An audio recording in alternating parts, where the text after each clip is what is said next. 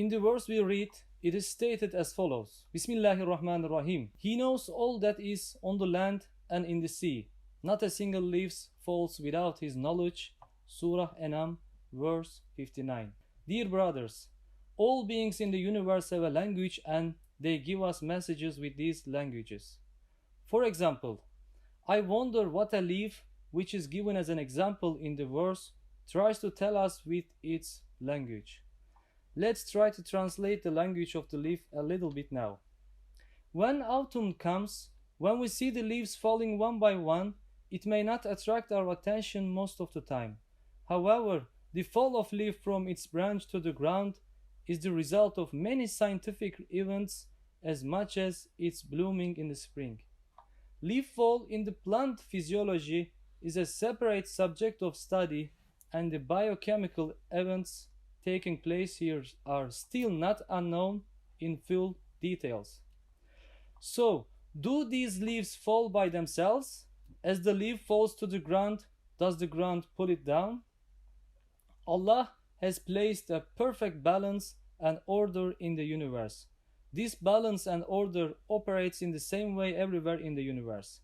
Let's think the world as a perfectly designed architectural building. A man walks into that building. He is walking around, the building is perfectly designed, and he says to himself, whose work is this magnificent structure? Then another man comes out, he shows the project of the building to that man sees the stages, the details, and the perfection in the project. Then they say to that man, it is this project, yes, that can build that structure. Just as it is illogical to say that, it is equally illogical to say that it is gravity that makes the leaf fall. Dear brothers, there is a master who designed this building and built and supervised it, following his process according to project.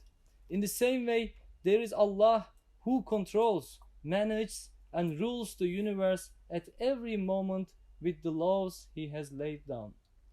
And Allah reveals his flawless work to us in stages that we can read, examine, and research. And his universe is opening up to humanity just like an exhibition. Bismillahirrahmanirrahim. When he wishes for something, his command is simply be, and it happens immediately. Now I want to make another analogy. If they take a human being and put him on an uninhabited island without knowing it, what would perhaps be the first three things he would say when he woke up? Where is this place? Who brought me here? What am I doing here? Since the world is not an uninhabited island and there are many works for people to do in the world, people forget to ask these questions. What kind of place is this world where we open our eyes? Who sent us here? And what are we doing here?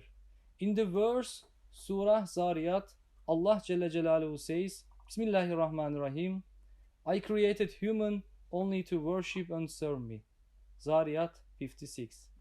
My dear brothers, all these universe and beings are shouting these truths to us in their language of state. The duty of man is to listen to this truth and to know the purpose of creation and whom he is dealing with.